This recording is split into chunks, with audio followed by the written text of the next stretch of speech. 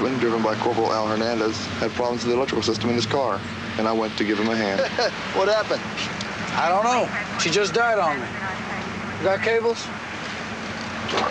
127, hold up alarm, 7405 New Hampshire. 110 here. 127's car's out of service. I'll take the call. 143, you available for backup? 143 rolling us back up. Looks like you're out of this one, Al. Call a truck, take it on in. All right. When I did my U-turn, the rear end of my car slipped on some ice. I rated Officer Bauer my backup and told him, slow and easy does it. I cut my siren when I got within hearing distance of the pancake house. Then I shut off my emergency lights just before the building came into view. In 18 years, I'd arrived at the scene of an alarm maybe 5,000 times. And so far, there was nothing unusual about this call.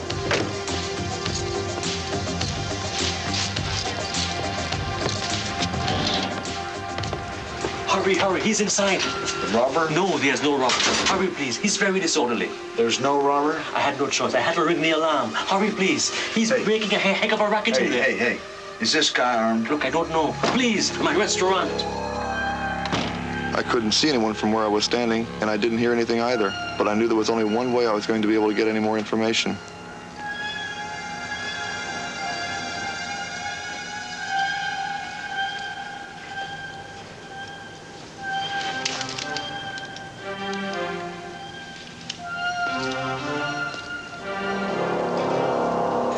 When I saw James Campbell for the first time, I knew there was something wrong with the guy. Really wrong.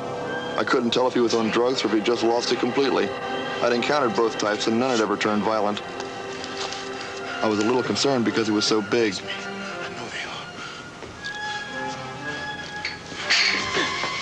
Just take it easy now, buddy. What's going on?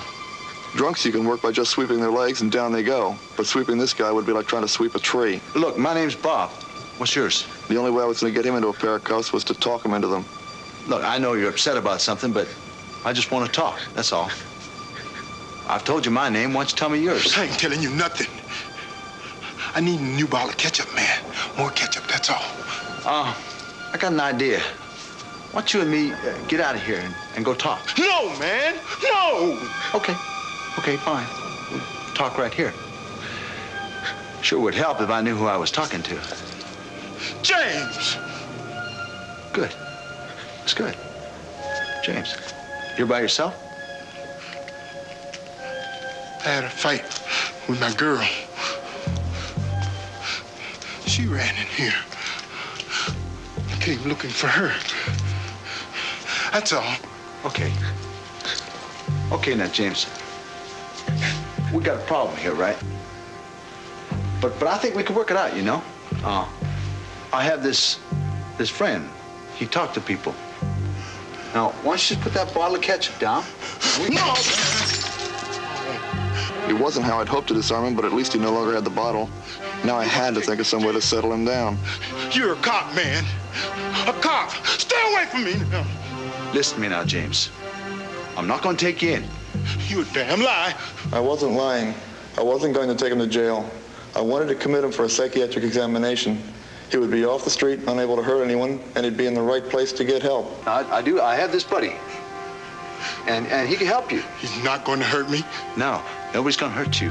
I promise. Now just turn around and put your hands on the counter.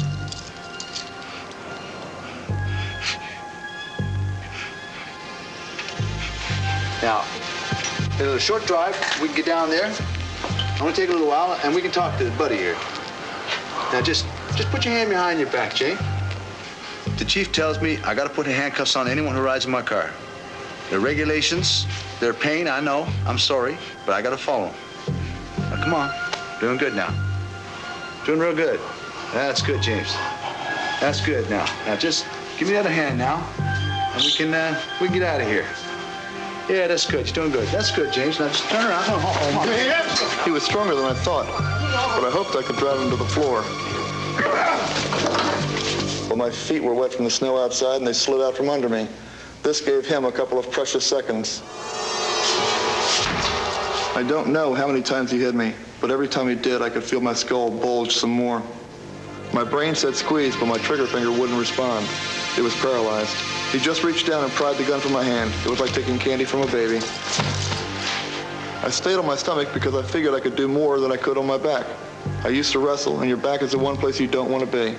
Strangely enough, I started thinking about my elementary school principal, who used to tell us to duck and cover during H-bomb drills. So I put my hands over my head for cover, just like she said. From the sound of the shots, I figured he was standing right over top of me. I knew I had to be able to see him to fight him, so I played possum until he thought I was really dead. Later, I'd found out he hit me 2 times, once in my thigh and once in my head, though the bullet was slowed down on my wrist and didn't penetrate my skull. I couldn't make any outward motions, but I had to find out what was working and what wasn't. I wiggled my toes inside my boots, and I could feel them move. I checked my ankles, my legs, calves and thighs, the back muscles, everything answered. I could even move the fingers of my right hand again. Whatever had happened before was only temporary. I figured by now he must have been convinced I was dead. He wasn't watching me anymore. So I started to reach for my automatic that I kept hidden in a shoulder holster under my jacket. I knew if he suddenly turned around and saw me, he might shoot again. And this time I might not be so lucky. Officer Ballard arrived on the scene, and the people from the restaurant told him there was a hell of a fight inside, and shots had been fired. You heard gunfire? Yes, they came from inside. Okay, you stay out here. I knew he hadn't crossed in front of me. I would have seen him. I didn't hear him move to my left either. So I figured he was straight ahead of me. And there could only be one reason. He was getting ready to ambush my backup. Despite everything that had happened, I still didn't want to kill him. But when he saw me, I had no choice. It was either him or me.